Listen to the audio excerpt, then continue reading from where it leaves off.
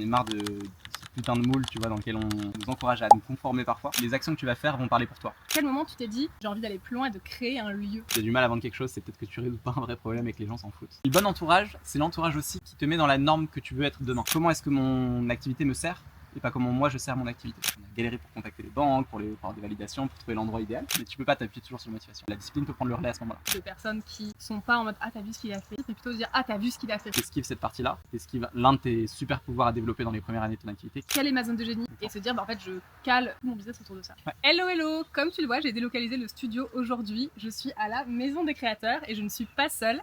Bienvenue Kylian. Trop contente de t'accueillir ici. Ouais, moi aussi. On a plein de trucs à partager, j'ai bien plein de questions, plein de sujets sur lesquels je sais qu'on va avoir plein de choses à se dire. Ah. Et aujourd'hui, j'aimerais bien parler avec toi des sujets de création de contenu, des sujets de créer un business au service de sa vie, ouais. De aussi trouver sa singularité. Je sais que c'est un sujet qui t'est cher. Et donc, toutes ces questions-là, finalement, qui sont ultra importantes quand on est entrepreneur et qui nous permettent de créer un business qui est durable dans le temps et pas juste impactant à un instant T. Parfait. Sounds good. Sounds okay. good. C'est bien placé, t'as ton petit Ouais, thé, je suis trop bien, ça. j'ai une petite tisane, tu m'as régalé. Moi, très bien. J'adore, j'ai essayé de vous faire réfléchir aussi un peu sur ce que tu me partages, mais trop bien. Et c'est exactement ça, je veux vraiment que ce soit la discussion entre business friends, pas de tabou, pas de free, on est dans les champs littéralement. Exactement, les petites épines, tu veux m'enlever une ronce de ton pantalon. C'est la vraie vie de l'entrepreneuriat. Ouais, c'est ça. Trop cool. C'est parti? C'est parti. Yay! Trop hâte. Ce qui est rigolo, c'est que je dis je t'accueille sur cette vidéo, mais en fait c'est plutôt toi qui m'accueille là. La nature nous accueille. La nature nous accueille, parce que là on est chez toi. Ouais, c'est ça. Donc à la Maison des Créateurs, qui est un lieu qu'on a créé avec Laetitia, ma femme, pour accueillir des entrepreneurs comme toi, comme moi, qui sont parfois beaucoup sur internet, derrière nos bureaux, et là pour être dans la nature, pour se parler, pour se rencontrer, pour travailler, et puis pour se ressourcer au milieu des poules et des vignes. Voilà. Des moutons. Et des moutons. Exactement. C'est ça. Trop cool. Est-ce que tu peux me partager un peu le déclic que tu as eu, pour faire peut-être un peu rapidement ton parcours et dire à quel moment tu t'es dit ok, j'ai un métier aujourd'hui, je suis entrepreneur, mais j'ai envie d'aller plus loin et de créer un lieu. Ouais, en fait, moi j'essaie toujours d'avoir une approche audacieuse de l'entrepreneuriat et de se dire les actions que tu vas faire vont parler pour toi. Quoi que tu fasses, c'est toujours réfléchir à montrer plutôt que dire. Il y a un sujet qui m'a toujours beaucoup intéressé et qui colle beaucoup avec mon ADN aussi, entrepreneur, c'est comment bien s'entourer. Et comment bien s'entourer, c'est les gens qui sont autour de nous, qui nous accompagnent dans nos vies, qu'on croise au quotidien, et puis voilà, les rencontres qu'on fait, ces rencontres-là, elles sont capables de faire bouger un peu ce que j'appelle nos normes. Tu vois, si tu t'entoures de gens qui sont fumeurs, tu vas peut-être plus fumer. Si tu t'entoures de gens qui font des podcasts, tu vas peut-être faire des podcasts. Voilà. Bon, bref. Et donc ce truc-là m'a toujours intéressé parce que je vois à quel point moi, mon entourage m'a transformé quand je l'ai transformé aussi. Et quand je me suis intéressé au sujet des communautés, je me suis dit, ce serait quoi l'action la plus poussée qui me permettrait d'explorer plus que tout les communautés. Cette notion de communauté. Exactement. Okay. Et il y a peut-être Patouf qui va venir s'installer. C'est le happening. Patouf, si tu t'installes tranquillement. Bienvenue Patouf, on accueille Patouf. Ouais, c'est ça. Et donc je me suis beaucoup posé ces questions-là. Et je me suis dit, le truc qui serait le plus pousser l'extrême un petit peu, ce serait de se dire un lieu où on peut favoriser ces rencontres, créer un certain cadre pour que les vraies discussions arrivent, pour qu'il y ait des étincelles qui se passent à travers chaque discussion et qu'il y ait plein de belles choses qui en ressortent pour nos boîtes et pour nos vies. Ouais. Et donc j'ai commencé à imaginer ça, on a parlé avec Laetitia qui voulait faire ça pour d'autres raisons et puis on a créé ce lieu petit à petit. Ça a été une belle épopée. Participative en plus. Ouais, parce que comme tout projet, tu vois, quand tu as un projet ambitieux dans la tête, ça peut demander un petit peu de temps et il faut quand même garder les pieds sur terre. On a galéré pour contacter les banques, pour avoir des validations, pour trouver l'endroit idéal. Et puis il y a 2 ans à peu près, on a atterri ici et on a construit effectivement une bonne partie aussi grâce à quelque chose de participatif. Tu vois, on a été chercher presque 300 000 € pour rénover la grange qui est là-bas derrière et puis pour faire quelque chose de chouette, quoi. Petit à petit ça prend forme, on est endetté mais on le vit bien et surtout ça permet vraiment de créer ce truc et puis petit à petit les gens passent la porte et viennent participer avec leur touche, avec leurs expériences, avec leur ADN à ce lieu unique dans lequel on essaie de créer une vraie âme, quoi. Voilà. C'est ultra intéressant parce que je trouve qu'il y a plein de petits sujets là que tu évoques, mais à mon sens, ce que je vois aussi, c'est qu'il y a une vision qui sous-tend tout ça. Ouais. Tu vois, j'ai l'immention que dans tous tes projets, et du coup, peut-être qu'on peut les nommer, parce qu'aujourd'hui, tu animes ce lieu, la Maison des Créateurs, tu animes une communauté en ligne, c'est le Business Club, tu es mentor, formateur, coach pour les entrepreneurs, notamment les entrepreneurs qui veulent trouver leur singularité, créateur de contenu. Tu fais plein de choses. Comment t'arriverais à définir ce qui sous-tend finalement tout ça et le fil rouge de tout ça? Moi, il y a un exercice que j'aime bien là-dessus, qui peut être intéressant même pour les gens qui nous écoutent, c'est le principe du monstre. Le monstre, c'est un petit peu le problème que tu pointes du doigt, le truc qui est responsable du problème de tes clients. Donc par exemple, moi, ça me pointer du doigt et réfléchir à ça, ça m'a amené à réfléchir à ce qui, moi, étaient mes combats, les trucs que j'avais envie de défendre. Et aujourd'hui, il y a un peu deux trucs qui sous-tendent un peu tout ça. Le premier, c'est j'en ai marre de ce putain de moule, tu vois, dans lequel on nous encourage à nous conformer parfois. Je pense qu'en tant qu'entrepreneur, ce qui est le plus beau, c'est quand on sent ta flamme, Marion, on sent le truc, on y va, etc. Donc ça, c'est vraiment le premier truc. Et le deuxième truc, c'est la solitude de l'entrepreneur. Je pense qu'elle nous tue à petit feu. Et si je suis capable de combattre ça, bah, je me dis aussi, il y a peut-être une sorte de génération d'entrepreneurs un peu plus audacieux, qui a vraiment envie de construire une activité selon ses propres règles, qui peut sortir de tout ça, loin des seuls systèmes de réussite qu'on prétend reconnaître comme aller à Dubaï, faire que de la prospection, de la création de contenu, etc. Si on peut se distinguer et se remettre au centre, ben c'est cool en fait. Tu peux autant développer une super activité comme la tienne en allant rencontrer plein de gens qui sont talentueux et tu n'auras pas forcément besoin de faire de la création de contenu que de faire de la création de contenu. Et voilà, tu vois, il y a plein de manières de le faire. Je pense que c'est important de le respecter, quoi. Et donc voilà, j'essaie d'avoir ces fils rouges un petit peu dans ma vie pour guider mes projets. Et ça me permet aussi d'avoir des sortes de filtres décisionnels. Tu vas me dire, bon, est-ce que vraiment m'investir là-dedans, faire ce projet, accepter d'utiliser mon temps là, est-ce que ça va m'aider dans mon agenda, entre guillemets, ça peut Ta vision de vie. Ouais, ça. Ou au contraire, est-ce que je suis juste en train de partir un peu à volo? Ça, c'est ultra intéressant parce que ça rejoint un sujet qui est ultra important pour moi, qui est de créer un business au service de sa vie. Ouais. Toi, j'ai l'impression que c'est quelque chose qui a été très ancré très tôt, finalement. Ouais, tu vois, je me suis toujours dit, en fait, pourquoi entreprendre? Je pense qu'il y a plein de raisons et ça dépend de chacun. Moi j'avais envie d'entreprendre parce que j'avais envie d'apprendre beaucoup de choses. Parce que j'avais envie aussi de pouvoir faire mes propres choix de vie, tu vois. Et par exemple, je me rends compte chaque matin, hein, mais c'est un luxe de pouvoir se dire mon métier, je peux l'exercer d'où je veux. Et donc le jour où on s'est dit avec Laetitia, viens, on va au fin fond de la Charente-Maritime, à Meux, un village de 300 habitants. En fait, la plupart des gens, il n'y a aucun bassin d'emploi, on n'est pas en région parisienne, c'est un peu le bazar. Et en fait, bah, nous, on a pu créer notre emploi, tu vois. Et donc, je trouve que créer un business au service de ta vie, c'est se dire toujours comment est-ce que mon activité me sert et pas comment moi je sers mon activité. Sinon, en fait, tu peux toujours être dans une logique du toujours plus. Croître une activité, c'est trop bien, tu vois, mais à quoi bon? Est-ce que c'est juste pour l'argent? Pourquoi pas, hein, pas de problème avec ça, mais pourquoi pas? Est-ce que c'est parce que tu as envie que ça t'apporte quelque chose? Est-ce que c'est parce que tu as envie d'aller chercher de nouvelles compétences? Et moi, j'ai toujours eu ce truc de me dire, quand je me lance dans un projet, est-ce que je suis capable de vraiment identifier où est-ce que ça va m'emmener? J'ai pas toutes les réponses bien sûr à l'avance, mais je le fais parce que j'ai peut-être envie d'apprendre des choses, ou au contraire parce que ça va me nourrir. Ouais, c'est ça. Et je pense que c'est important de toujours l'avoir en tête et de se dire, bah, est-ce que en fait que ça marche ou que ça marche pas, est-ce que ça va quand même m'amener un peu plus vers cette intention-là ou au contraire m'étouffer, quoi. C'est vraiment comme une matrice de décision, un filtre par lequel toutes tes décisions business ou perso d'ailleurs passent en mode ok, j'ai ce filtre là de est-ce que c'est aligné avec la vision que j'ai pour ma vie? C'est ça. En fait, tu peux pas prédire ce qui va se passer à la fin. Tu vois, quand on lance la maison des créateurs ici, pas sûr que ça va marcher. Mais si j'y vais, qu'est-ce que ça peut m'apporter? Ah ben peut-être des rencontres encore plus fortes, peut-être un business model qui va marcher, peut-être du patrimoine, peut-être des compétences que je vais apprendre pour rassembler, pour fédérer, pour faire connaître le projet, etc. Et donc, tu vois, même si ça marche pas au bout de quelques années, de fait, ça commence à prendre, donc je suis content, tu vois. Ça prend bien, mais c'est pas ça commence à prendre, c'est que ça prend très très bien. Mais même si on n'y arrivait pas, tu vois, dans le pire des cas, bon ben, le projet s'arrête. J'ai perdu un petit peu d'argent, on revend les murs et puis on bouge. Je ne regretterai pas, tu vois. Donc, l'équation, elle est positive quand même. Il y a un sujet qui sous-tend ça, c'est la motivation, je trouve. C'est de dire, en fait, justement, j'identifie mon intention, j'identifie là où je veux aller, et du coup, ça me motive à l'action. J'aimerais bien parler avec toi du lien entre motivation et discipline. Tu vois, comment tu utilises les deux? Alors, je vais même te faire un pont encore plus large. Ok. Moi, il y a un truc qui me fascine depuis quelques années, un petit framework, une petite logique, qui est l'escalier de la transformation. Je sais pas si tu connais. Ça me dit quelque chose. En gros, tu as 5 marches, dont motivation et discipline aussi, mais pas que. En gros, l'escalier de la transformation, c'est qu'est-ce que tu dois dépasser ou appuyer comme marche pour effectuer la transformation qui est la tienne, que ce soit un projet, n'importe quoi. Ça va toujours commencer par l'inspiration.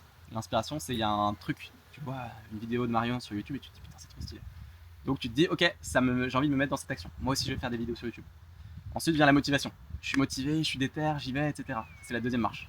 La motivation, quand tu arrives à la tenir, à un moment, elle s'effrite un petit peu. Donc pour continuer à se transformer, il faut passer dans la discipline. La discipline, c'est bon. J'ai pas genre le feu sacré, juste la motivation. Je m'appuie pas que sur ça, mais je me discipline, j'y vais, etc. Bon, j'y vais parce que je dois le faire. Je tiens mon engagement. Je me motive, je me discipline. C'est la troisième marche. La quatrième, c'est quand la discipline se transforme en habitude. T'as plus besoin de t'appuyer sur un fait de te discipliner. C'est devenu beaucoup plus normal. C'est une habitude. tous les matins, je fais ma vidéo YouTube, tous les matins, je fais mon sport, tous les matins, etc. Donc je commence vraiment à te transformer. Et quand tu arrives à tenir cette habitude suffisamment longtemps, tu arrives à la 5e marche, qui est l'identité. C'est pas, je suis pas motivé à faire une vidéo YouTube, je suis youtubeur. Tu vois, c'est pas, je fais du sport tous les jours, c'est je suis sportif qui fait du sport tous les jours. Ouais, donc ça s'intègre dans la vision que tu as toi-même. Exactement, exactement. Et de la même manière, hein, une transformation de quelqu'un qui voudrait arrêter de fumer, ben, tant que c'est identitaire, il va avoir du mal à le faire. Alors qu'à partir du moment où il est plus identifié à je suis fumeur, il dit j'ai fumé, il y a déjà un truc qui switch. Tu vois. Trop intéressant. Et voilà, et donc moi je me dis toujours, dans toute transformation qu'on mène, ben, en fait, tu vas t'appuyer un moment sur la motivation, mais tu peux pas t'appuyer toujours sur la motivation. Parce que dès que ton cadre va changer, dès que tu vas être en voyage, ben, tu vas plus faire ta vidéo YouTube, plus faire ton sport. Tu vois. Et donc la discipline peut prendre le relais à ce moment-là. Mais la discipline aussi, elle a ses limites. À un moment, c'est fatigant de se discipliner. Donc est-ce que ça peut devenir une habitude à terme une habitude. Ok. Tu vois l'idée? Ouais. Voilà. Bon, c'est un peu théorique, non, mais je pense que ça s'applique à tout type de sujet et tout endroit où tu veux peut-être, où tu cherches une logique d'excellence ou de performance, tu vois, en me disant voilà, là j'ai envie d'être bon là-dedans et j'ai envie de m'appliquer à meilleur possible dans exactement, ce que je peux faire. C'est ça. Sans basculer dans des trucs bullshit de meilleure version de soi-même, hein, tu D'accord. vois, mais juste avoir une démarche de progression. Je trouve que c'est une bonne façon de voir les choses. Trop cool, super intéressant. Ouais. J'aime beaucoup et ça me parle vachement le côté. Ouais. T'as des escaliers et puis au bout d'un moment t'as une vraie transformation qui se passe. Et je te rajouterai un dernier petit truc là-dessus, parce que je pense que ça peut aider quelqu'un qui a envie de créer une activité qui est encore plus identifiée à son style de vie et au service de ta vie. En sous-jacent de ces 5 marches, tu as vraiment l'entourage, qui lui est comme la petite flèche, le petit fil rouge qui te permet de tenir. En fait, quand tu as un bon entourage, c'est plus facile d'être inspiré, c'est plus facile d'être motivé, c'est plus facile de te discipliner, c'est plus facile de prendre l'habitude parce que tu t'engages auprès des autres, et c'est plus facile d'être identitaire parce que ta norme, c'est mon entourage fait des vidéos YouTube. Tu vois, ok. C'est drôle que tu fais une transition parfaite avec la question d'après, de savoir c'est quoi le rôle de l'entourage, mais du coup, l'entourage, je crois, pour toi, j'ai l'impression, en tout cas, de la personne dont on te perçoit, c'est que l'entourage, c'est vraiment au centre de tout, c'est quelque chose que tu essaies de créer chez les autres, les liens entre les autres, c'est quelque chose que tu arrives très facilement à faire, les liens entre les autres, créer un entourage. Et je pense que c'est une des choses qu'on voit quand on arrive soit dans tes communautés en ligne, soit ici, c'est le côté où tout le monde est un peu dans une même vibe. On fait tous des métiers très différents, on a tous des business très différents, et pour autant, je trouve qu'il y a une vibe qui est similaire sur la bienveillance, sur l'excellence, mais sans aller sur le côté on y va trop. Et comment tu arrives à justement bien t'entourer? Comment bien s'entourer? Je pense que le premier truc que je peux te dire là-dessus, c'est que ce qu'on peut vraiment entendre derrière le mot entourage, c'est des alliés en fait. Tu vois, un entourage, c'est pas juste une connaissance. Si tu vas à ton espace de coworking, mais que tu connais les gens, tu vas discuter autour d'un café, t'as pas vraiment un bon entourage. Il y a un switch qui se passe quand tu es capable d'avoir des alliés sur qui tu peux compter dans les bons moments comme dans les mauvais. Et tu vois, je pense que c'est pour ça qu'il y a un vrai entourage. C'est un entourage où tu peux te parler vrai, tu peux te dire tout, presque tout en tout cas, et avoir du soutien, bien sûr pour célébrer les victoires, mais aussi quand ça va pas. Et moi, c'est un truc que j'essaye beaucoup d'instiguer, d'encourager, autant ici à la maison, tu vois, de pouvoir s'accepter tel qu'on est. Et en fait, on n'est pas tous des champions du monde tout le temps. Moi, le premier, il y a des moments où genre, je pleure, c'est très bien, tu vois. Et il y a des moments où au contraire on l'est et c'est cool qu'on puisse le transmettre aussi parce que ça partage ça. Et donc se créer un bon entourage, c'est trouver des cadres et des espaces où tu peux connecter vraiment en profondeur avec les gens, parce que je suis convaincu que les plus belles relations, elles se font dans la vulnérabilité. Et là, tu crées vraiment des alliés. C'est des gens qui sont conscients de ce dont tu as besoin pour pouvoir continuer ton chemin. C'est des gens à qui tu penses aussi, dans l'autre sens, quand certaines situations se produisent. Je pense par exemple à cette personne qui aurait besoin d'un prestataire. Je pense à toi. Je pense à quelqu'un qui a besoin de photos incroyables. Marion, vas-y, tu vois. Bah voilà. Là, je suis un allié. Là, je suis un vrai entourage pour toi, tu vois. Alors que si je suis juste une connaissance et qu'on a partagé un café, c'est cool, mais je vais pas penser à toi. Et tu vas pas pouvoir compter sur moi et je vais pas pouvoir compter sur toi. Tu vois. Et donc, c'est arriver à créer ce cadre ou trouver les endroits, en tout cas, pour le faire, où on peut, se parler vrai, se créer des relations qui nous donnent envie d'être alliés, dans lesquelles on peut s'épauler l'un l'autre, et du coup avoir envie de se battre, je pense aussi pour le succès de son voisin, tu vois. Ça c'est important. Je te rejoins là-dessus, je pense que moi c'est vraiment les trucs qui a été game changer de mon côté en termes de business, c'est de m'entourer de personnes qui sont pas en mode t'as vu ce qu'il a fait, t'es en mode gossip mais un peu négatif, mais plutôt de dire t'as vu ce qu'il a fait. Et je pense que c'est vraiment cette tonalité qui change tout dans la manière dont toi tu t'entoures, de passer d'un truc où t'as limite tu envies le succès des autres et du coup tu peux avoir un côté un peu négatif, VS entouré de personnes qui voient le succès des autres comme une inspiration, comme une motivation à faire les choses, à faire autrement. Et je trouve que c'est ça aussi qui, en tant qu'entrepreneur, t'es d'aller plus loin. C'est de dire que tu t'entoures de personnes qui te disent, soit déjà qui te jugent pas, qui te disent pas t'as un échec, c'est nul, juste t'as un échec, ok tu fais quoi maintenant. Ouais. Et le bon entourage, c'est l'entourage aussi qui te met dans la norme que tu veux être demain. C'est-à-dire que, tu vois, c'est un petit peu bizarre de dire ça peut-être, mais en gros, imagine que tu veux devenir très bon sur LinkedIn, d'accord? Bah, si ton entourage de potes avec qui tu parles de cette envie-là te dénigre sans cesse et te dire oh, il a fait un post LinkedIn, oh là là, oh le guignol, oh là là, c'est cringe et tout. Ok, super, bah tu vas vite t'arrêter parce que ton entourage va être plus panier de crabe et te tirer vers le bas dès que tu essaies de t'extraire de ça.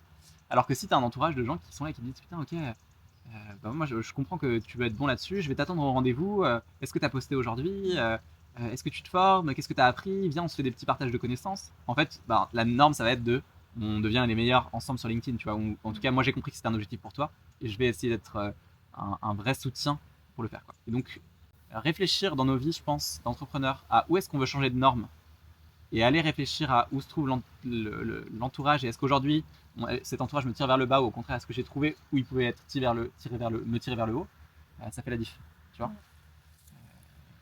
Tu passes d'une situation où tu es un peu une anomalie dans un groupe à une situation où t'es bien et à ta place, quoi. Et au contraire même challenger parce que la norme elle est un peu à droite de ce que tu sais faire aujourd'hui. Ouais. Tu vois. Ouais, complètement. Et ça peut être sur plein de trucs, hein. Autant des compétences dures que une ambition, que voilà, c'est pas un aspect. Et là, on a parlé du pouvoir de l'entourage, donc ce que ça peut apporter. À l'inverse, c'est quoi pour toi le principal challenge des entrepreneurs, et notamment entrepreneurs qui sont déjà lancés, qui marchent un peu, qui, ok, leur offre elle est un peu calée, etc., mais qui sentent qu'ils sont bloqués, ils n'arrivent pas à passer un certain plafond. Ouais. Comment toi tu l'analyserais? Je pense que c'est toujours un travail d'analyser. En anglais ils disent bottleneck, mais je sais pas comment on dit en français. Le goulot d'étranglement. Le principal goulot d'étranglement. Tu vois, est-ce que tu as un problème d'offre? Ton offre elle est pas assez chouette ou elle intéresse pas assez? Est-ce que tu as un enjeu d'audience? C'est-à-dire que, ben oui, en fait, tu es crédible, tu es capable de vendre, mais peu de gens les gens le voient pas assez. Et en fait, c'est toujours se poser la question de, à l'instant T, qu'est-ce qui coince le plus? Est-ce que j'ai un problème de delivery? Est-ce que j'ai un problème d'audience? Est-ce que j'ai un problème, au contraire, d'une structure interne qui marche pas? Ça te permet aussi de te dire où je mets les efforts, quoi. Et en fait, dans beaucoup de cas, ça va être, pour beaucoup, c'est plutôt sans doute un problème d'audience, parce qu'on a du mal à toucher les personnes qu'on veut toucher. Mais tu as aussi des gens qui ont un problème d'offre, tu vois, une offre qui est un peu moyenne, ou qui ne résonne pas trop, ou qui se distingue pas trop. Dans ce cas-là, c'est intéressant. Je simplifie, hein, mais je pense que c'est toujours intéressant de se dire voilà, où est-ce que ça coince le plus, parce que ce qui fait que toute heure que tu vas passer à le décoincer, ce sera l'heure la plus bénéfique pour ton activité pour la suite. Tu vois? Là où tu auras la plus de valeur pour ton entreprise. Exactement. Et en fait, bah oui, tu peux répondre à des mails, oui, tu peux cleaner ton Notion et ton Drive. Il n'y a pas de bottleneck, tu vois. Par contre, si tu te rends compte que aujourd'hui, les clients que tu as, ils sont super contents, mais que tu n'en as qu'un par mois, bah, tu sais que ton bottleneck, c'est peut-être de faire connaître plus des clients. Parce que là, après, tu peux réfléchir à la strat, à mettre en place. Ok. Tu vois, ouais, carrément. Assez simple, mais j'irais vraiment creuser là-dessus. Je trouve ça plus facile à entendre qu'à faire. Et ça peut valoir le coup quand tu as du mal à voir ton bottleneck de se dire bah, est-ce que je connais des gens qui peuvent m'aider à y voir plus clair, que ce soit mes potes entrepreneurs ou un mentor ou quelqu'un qui peut t'aider à pointer du doigt le bon truc pour qu'ensuite tu puisses passer les bons efforts dessus et trouver les solutions pour le résoudre, quoi. Je trouve qu'on a besoin parfois d'une caisse de résonance. Moi le premier, tu vois, il y a des décisions que je dois prendre, parfois je suis pas sûr, tu vois, mais avoir une caisse c'est bien. Ouais, c'est d'avoir un miroir, quelqu'un juste quelqu'un qui discuter. Ouais. Et s'il est entrepreneur et qu'il connaît un peu le milieu, c'est encore plus simple. Ok. Est-ce que tu arriverais à déterminer pourquoi aujourd'hui, enfin, tu marches bien, heureusement t'es connu, enfin, t'as plein d'activités différentes, je trouve que tu dégages vraiment quelque chose de très particulier, de très singulier, on va y revenir. Selon toi, c'est quoi qu'est-ce qui a fait que ça fonctionne? C'est quoi ta recette, la recette made in Kylian Talent de ce qui a fonctionné pour toi? Je pense que c'est un combo de 3 trucs, hein. Plus j'y reviens, quand j'essaie de le théoriser, il y a toujours ces 3 éléments-là. C'est réfléchir vraiment c'est bête, hein, mais vraiment réfléchir au problème de marché que tu résous. Si tu as du mal à vendre quelque chose, c'est peut-être que tu résous pas un vrai problème et que les gens s'en foutent. Et c'est dur à entendre ça quand tu es entrepreneur. Moi, le premier, il y a des moments où des projets que je faisais ne marchaient pas.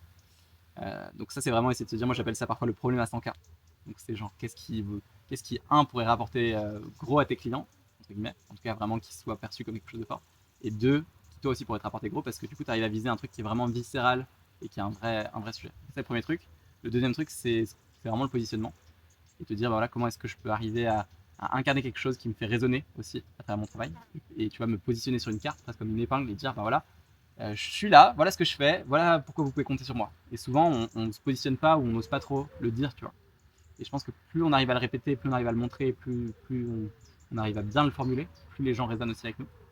Et le troisième truc après, c'est une fois que tu as ces 2 trucs-là, c'est comment tu trouves tes clients.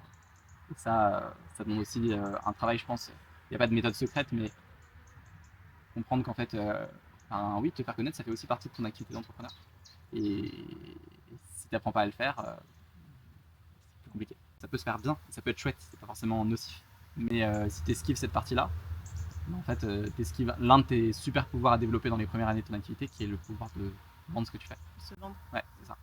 Et c'est pas forcément juste un pitch, c'est trouver les mécanismes qui font que toi, à ta manière, tu arrives à proposer et vendre ce sur quoi tu peux faire une différence.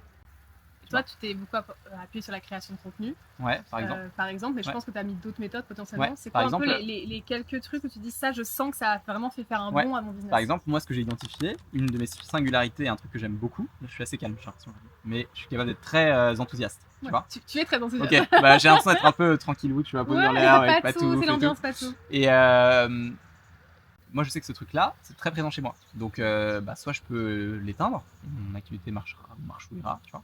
Soit je peux le mettre au cœur de mon système d'acquisition. Et par exemple, dans mon cas, j'adore être en live. Okay. Et du coup, si je regarde les dernières années, qu'est-ce qui a super bien marché pour moi? Les fois où je suis en live et où j'ai ramené des gens. Donc, si je capitalise là-dessus, c'est sûr que ça va marcher. Parce que je vais dégager quelque chose, parce que j'ai des vraies choses à transmettre, parce que je peux vraiment apporter aux gens, mais aussi parce qu'ils sentent cette singularité. Et donc, ça amène des trucs comme le défi brique, comme la flamme, au cœur de l'ADN. Et cette singularité qui est la mienne, et je la mets en place dans mon acquisition aussi. Sans manipuler, tu vois, c'est juste que c'est moi. Et par contre, si je le fais pas, je me prive d'un truc, quoi. Tu mises sur ta zone de génie. Ouais, c'est ça. Je m'ampute d'un de mes talents si je le fais pas. Ouais. C'est très intéressant. Tu vois. Ok, ouais, carrément. C'est se dire en fait quelle est ma zone de génie, c'est quoi l'endroit ou la zone où je suis le meilleur, où je vais apporter le plus de valeur, et se dire en fait je cale mon accès d'acquisition, mon delivery, je cale tout mon business autour de ça. Ouais, exactement. Okay. Et moi pour moi c'est ça. Trop chouette. Et écoute, il y a plein de sujets dont j'aimerais discuter avec toi, on pourrait parler des heures, mais il y aura d'autres occasions de le faire. Est-ce que toi peut-être tu peux parler d'un projet sur lequel tu as envie d'inciter là par exemple, si toi qui nous écoutes, tu as envie de retrouver Kylian, tu peux le suivre sur Insta, sur LinkedIn, sur le site internet. Ouais. Et venez à la Maison des Créateurs, on est bien. Ouais. N'hésitez pas à nous contacter. Voilà, j'aime bien partager tout ce que je sais, un peu tout ce que je découvre sur ma newsletter, donc c'est un bon endroit. Ok, carrément. Donc si on veut vraiment suivre le gros de tes aventures et rentrer dans tes coulisses, on se retrouve sur la newsletter. Exactement, c'est ça. Trop cool. Et sinon, vous pouvez venir passer un petit moment à la Maison des Créateurs, on y est extrêmement bien. Trop bien, merci Marion. Merci Kylian pour ton temps, c'était trop chouette, j'ai adoré cette discussion. Et puis on va continuer l'aventure à la Maison des Créateurs. Trop bien, merci. Trop chouette, merci à toi. Avec plaisir. Trop cool. Trop bien, désolé, c'est un peu court. Ouais, c'est pas grave. Mais c'est cool, il y a plein de choses quand même. Oui, de toute façon, même en 25